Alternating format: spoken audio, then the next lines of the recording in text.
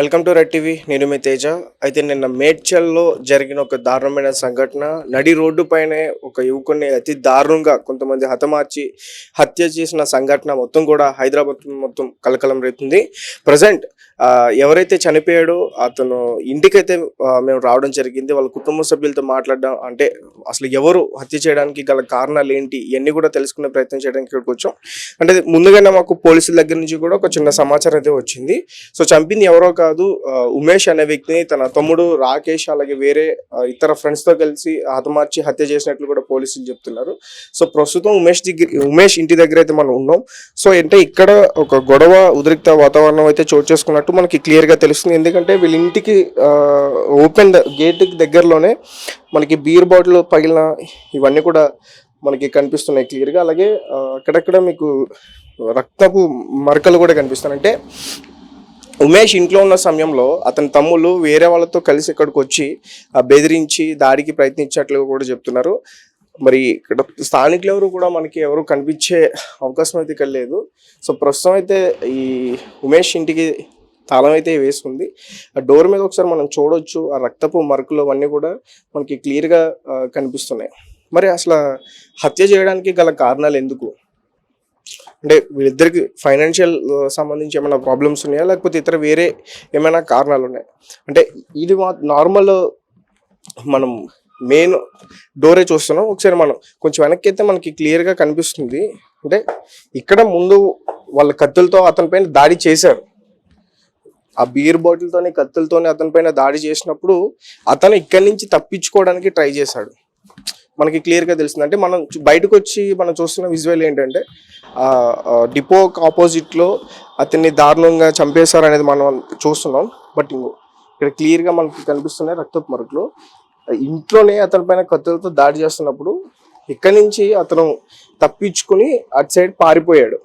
ఉమేష్ అన్న వ్యక్తి ఇక్కడి నుంచి తప్పించుకొని పారిపోతుంటే అతన్ని వెంబడించారు, వీళ్ళు వెనకాల వెంబడించారు. వీళ్ళ కుటుంబ సభ్యులు కూడా ఎక్కడ అతన్ని హతమారుస్తారని చెప్పేసి వాళ్ళు కూడా ఇక్కడి నుంచే వెళ్ళారు. ఒకసారి గేట్ మనం క్లియర్గా చూడొచ్చు, మనకి క్లియర్గా కనిపిస్తుంది. సో అక్కడి నుంచి ఉమేష్ పారిపోయే ప్రయత్నం అయితే చేశాడు.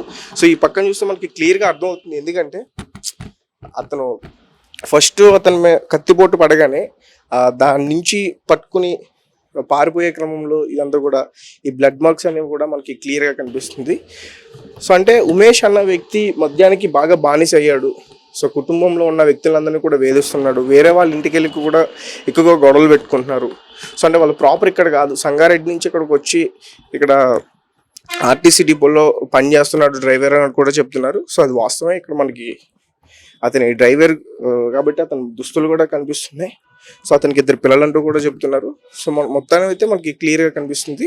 సో అంటే వీళ్ళ గురించి క్లియర్గా డీటెయిల్స్ తెలుసుకునే ప్రయత్నం చేస్తే కామారెడ్డి జిల్లా శ్రీ మాచారెడ్డికి చెందిన గోగులోతు గన్య మేడ్చల్ ఆర్టీసీ డిపోగా పనిచేస్తున్నాడు. గన్యకు ఉమేష్, అతనికి 24 సంవత్సరాలు, రాకేష్ 22, హరిణి అనే 3 సంతానం ఉన్నారు. సో ఉద్యోగ బాటలో కుటుంబంతో సహా మేడ్చల్కు వచ్చి ఆర్టీసీ కాలనీలో అతను అద్దెకి ఇంట్లో ఉంటున్నాడు. ప్రస్తుతం మనం ఎక్కడైతే ఉన్నామో సో అతను ఇక్కడ అద్దెకుంటున్నాడు. సో పెద్ద కొడుకుకి వివాహం జరిగింది. అతని పేరు ఉమేష్. సో అతని భార్య పేరు ప్రియాంక. సో 2 పిల్లలతో వేరే అద్దె ఇంట్లో కాపురం ఉంటున్నారు. సో మిగిలిన రాకేష్, హరిణి మాత్రం చదువుకుంటున్నారు.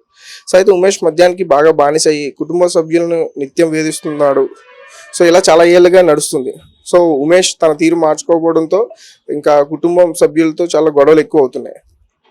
సో అంటే తల్లిదండ్రులతో పాటు తమ్ముడు, భార్యపైకి కూడా చాలా సందర్భాల్లో దాడికి దిగాడు. అంటే వాళ్ళు ఉంటున్న ఇంటికి వెళ్ళి సో వాళ్ళపైన దాడికి చాలాసార్లు ప్రయత్నించాడు. ఈ క్రమంలో ఆదివారం కూడా ఉమేష్ మద్యం తాగి కుటుంబ సభ్యులతో మళ్ళీ గొడవ పడ్డాడు.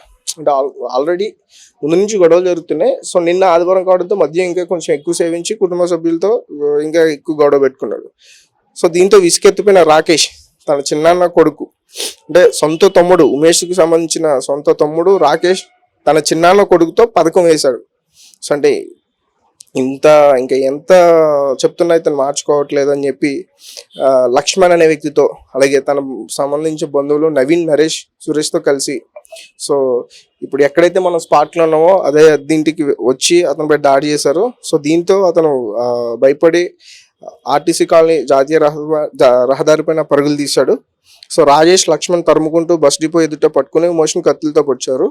సో అక్కడ అతను చనిపోయాడని నిర్ధారించుకున్న తర్వాత సో తాఫీగా అక్కడి నుంచి వాళ్ళు వెళ్ళిపోయారు. సో విషయాన్ని తెలుసుకున్న ఉమేష్ తల్లి భార్య పిల్లలతో సహా ఘటనా స్థలానికి చేరుకుని రోధించారు. సో మరోవైపు విధి నిర్వహణలో భాగంగా తూప్రాన్ వైపు వెళ్తున్న గన్య విషయం తెలియడంతో డిపోకు చేరుకున్నాడు. సమాచారం అందుకున్న సీఐ సత్యనారాయణ సిబ్బందితో ఘటనా స్థలానికి చేరుకుని సో మృతదేహాన్ని మేడ్చల్ ఆసుపత్రికి తరలించారు. అనంతరం పోలీసులు కేసు నమోదు చేసి దర్యాప్తు ప్రారంభించారు. ఉమేష్ ఒంటిపై 12 కత్తిపోట్లు ఉన్నాయని పోలీసులు వెళ్ళేటప్పటికి ఉమేష్ మరణించాడని ఏసీపీ శ్రీనివాస్ మీడియాకు తెలిపారు. సో అంటే ఇక్కడ మేడ్చల్లో జరిగిందంటే కుటుంబ కలహాలు, కుటుంబానికి సంబంధించిన హత్య అని చెప్పుకోవచ్చు. ఎందుకంటే ఉమేష్ అనే వ్యక్తి ఆర్టీసీ డిపోలో డ్రైవర్గా పనిచేస్తున్నాడు. అయితే అతను ఎక్కువగా మద్యానికి బానిస అయిపోయాడు.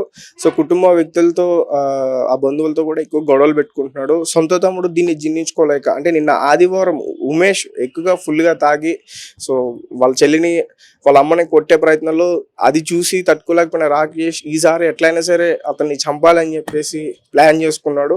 వాళ్ళ బంధువులైన వేరే వ్యక్తులతో కలిసి డిపో దగ్గర మర్డర్ అయితే చేశారు.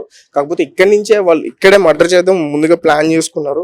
ఎందుకంటే మనకి క్లియర్గా కనిపిస్తున్నాయి అక్కడ బియర్ బాటిల్, సీసా పెంకులు కానీ సో బ్లడ్ మార్క్స్ కానీ. సో ఇక్కడే అతన్ని చంపడానికి నిర్ధారించుకున్నారు, చంపాలని చెప్పేసి ప్రయత్నించారు. బట్ అతను ఇక్కడి నుంచి తప్పించుకుని ఆ గేట్ ద్వారా పారిపోయాడు. సో అక్కడ పారిపోతుంటే వెంబడించి వెనకాల వెళ్ళి చంపేస్తారు. అలాగే కుటుంబ సభ్యులకు కూడా తెలుసు ఇంటి నుంచే గొడవ స్టార్ట్ అయింది. సో వీళ్ళు కూడా ఎక్కడ చంపేస్తారని భయపడి అతను వెనకాల వెళ్ళారు. సో వీళ్ళు వెళ్లే లోపే ఉమేష్ని పట్టుకుని వాళ్ళిద్దరు కూడా అక్కడే స్పాట్లో చంపేశారు. దాదాపు 12 కత్తిపోట్లు అతని శరీరంలో దిగాయి. పోలీసులు తెలిపిన ప్రాథమిక విచారణలో ఈ విషయం తెలిసింది.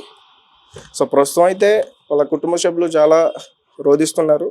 అయితే అంటే సొంత తమ్ముడే ఇలా చంపేయడం చాలా బాధాకరం. అంటే ఈ విషయం కాస్త బయటికి ఎందుకు వైరల్ అయిందంటే ఒక వ్యక్తి అక్కడ మర్డర్ జరుగుతున్నప్పుడు ఒక వ్యక్తి వీడియో తీసి సోషల్ మీడియాలో పోస్ట్ చేయడం వల్ల సో ఇది బాగా వైరల్ అవుతుంది. పట్టపగలే మేడ్చల్ అందరూ తిరుగుతున్న ఏరియాలోనే సో బాగా రద్దీ ఉండే ఏరియాలోనే డైలీ కూడా ఇప్పుడు రాకపోకలు వాహనాలు చాలా రద్దీగా ఉంటాయి. సో అలాంటి టైంలోనే అతి దారుణంగా ఎవరికి భయపడకుండా ఎవరన్నా పట్టుకుంటారనే భయం లేకుండా వచ్చి కత్తులతో పొడిచి చంపేశారని చెప్పేసి వార్త కొంచెం బాగా వైరల్ అవుతుంది. ఏదేమైనప్పటికీ సో ఒకే కుటుంబంలో ఉన్న వ్యక్తులు ఇలా గొడవలకి దిగి హత్య చేయడం చాలా బాధాకరమైన విషయమే. మరి పోలీసులు చూడాలి. ప్రస్తుతం వాళ్ళిద్దరిని కూడా అదుపులోకి తీసుకున్నారు. అంటే ఎవరైతే నిందితులు ఉన్నారో వాళ్ళందరినీ కూడా అదుపులోకి తీసుకుని ఇంకా విచారిస్తున్నారు. సో మరిన్ని విషయాలు తెలిసే అవకాశం ఉంది. Thank you for watching. Thank you so much. 20 అడుగుల దూరంలో ఆ కార్లో వస్తున్నా ఒక చిన్న వెహికల్ ఉంది.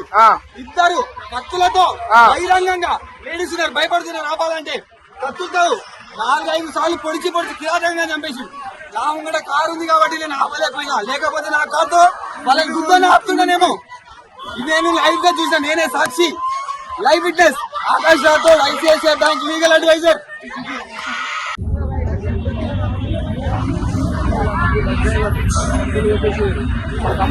అలా సొంతం కమ్ములు పట్టి పోయింది. ఏమో 3 నెలల నుంచి లొల్లి వస్తుంది ఇంట్లో.